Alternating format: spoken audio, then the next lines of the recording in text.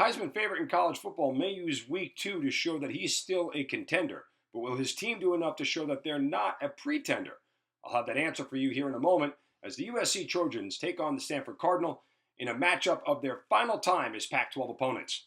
Caleb Williams continues to assert himself as the best player in college football, but the Trojan defense right now seems to have more questions than answers. So who has the edge? I'll have that info for you as well as how I'm betting the game here in just a few moments.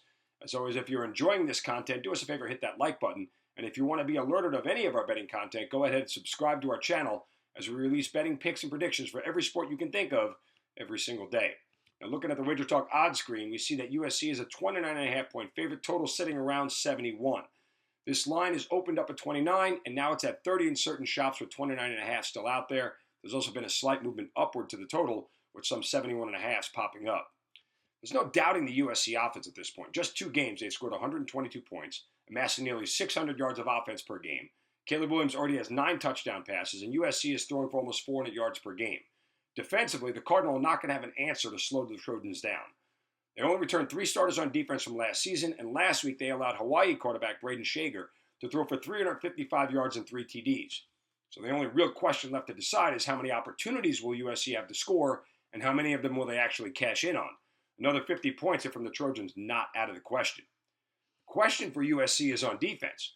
To start this season, defensive coordinator Alex Grinch doesn't seem to have found the answer yet. They've allowed almost 400 yards of offense per game to San Jose State and Nevada. Last year, especially earlier in the season, the Trojans took advantage of causing turnovers to control the game. This year, they only have 1 turnover in their first 2 games.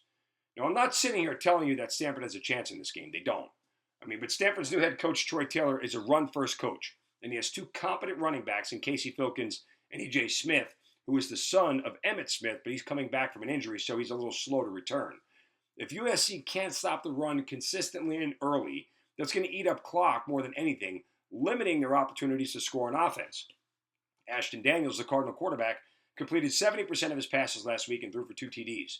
If the Cardinal limit their mistakes, I think they can get to 17 points or more in this contest, and that should be enough to cover a bigger than 4 touchdown number. If they get to 20 here, I really like their chances of covering. Last year, the final at Stanford, 41-20. There's also a chance Lincoln Riley will pull some of his starters late, leaving the back door open for a late score. Now look, no one's pumped the Trojans more than me over the past 2 seasons. However, this is just too many points to lay, even at home, where USC doesn't exactly have the greatest home field advantage. Make sure you get the best of the number here. I'm going to take Stanford with the points. If you're interested in more trends, game breakdowns, and picks, go ahead and check out this next game video.